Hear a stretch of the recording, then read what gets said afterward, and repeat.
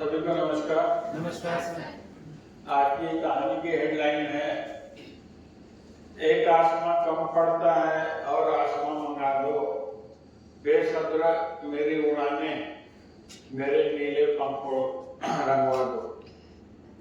आज की छोटी सी कहानी है एक आश्रम की, जो वहाँ गुरु थे, वो शिष्यों को पढ़ाते थे और काफी वो प्रसिद्ध थे। दूसरे राज्यों से भी शिष्य उसके यहाँ पढ़ने के लिए आते थे। तो पूरा साल पूरा हुआ और गुरुजी ने कहा कि अब एक परीक्षा और होगी आप लोगों की, जिसमें आपको उत्तीर्ण होना है, यानी कि पास होना है। जो भी पास होगा इस राज्य का राजगुरु बनेगा। तो शिष्यों ने कहा क्या है बताइए। तो गुरुजी ने कहा कि हमारे आश्रम के सामने जो नदी है, वहाँ सूर्योदय से पहले जाना है और वहाँ देखना है वहाँ कुछ होगा, क्या होगा उसके हिसाब से आपको काम करना है। तो ठीक है। और इधर जो गुरुजी थे, नदी के आगे एक सेब का पेड़ था, बगीचा था पूरा। तो उस माली से जाके गुरु ने साथ गांठ की, आपको सुबह जाना है, सूर्योदय से पहले वहाँ देखना है। पहला सोचे क्या,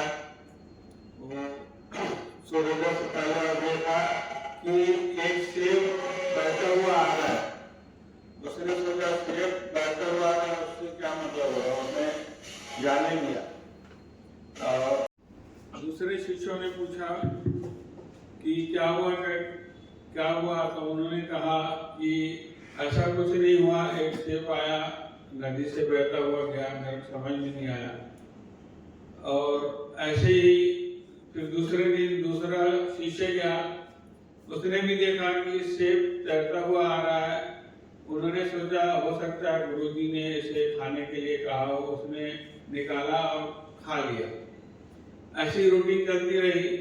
आखिरी में एक शिष्य बचा जो काफी समझदार था और होनहार था, वो गया।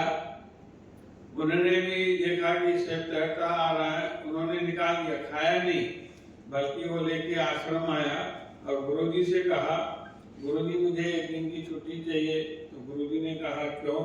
तो बोला ये मेरे को नदी से बहता हुआ सेब मिला है, जो इसका मालिक होगा उसको मैं देने जाऊंगा। तो गुरुजी ने कहा ठीक है। इस शिष्य ने पता लगाया कि नदी के साइड से एक बगीचा है सेब का। तो वहां पहुंच गया और माली से कहा कि माली, ये मेरे को नदी में बहता हुआ सेब मिला है, जो मेरा नहीं है, ये आपका है, आप इसको रख लो। मतलब सेब लौटाने आ गए, उसको खा लेते, मजे करते। बोला नहीं, जो मेरा नहीं है उसे मैं नहीं खा सकता। तो बोले ये फिर तो ये बगीचा भी मेरा नहीं है, बगीचा राजा का है, तुम राजा को जाके सेब वापस कर दो। तो बोला ठीक है। तो राजधानी पहुंचा, राजमहल में गया। तो सिपाहियों ने जाके राजा से बात बताई कि कोई शिष्य आपसे मिलने आया है। उन्होंने बोला ठीक है, ले आओ। शिष्य गया और राजा प्रणाम किया और उससे कहा कि ये आपके बगीचे का सेब है, जो नदी से बहता हुआ आया है और मुझे मिला है, ये आप रख लो। तो राजा ने कहा इतनी दूर से तुम यहाँ मुझे सेब देने आए हो? बोले हाँ। बोले तुम उसे खा लेते? बोले नहीं, मैं नहीं खा सकता। बोले क्यों?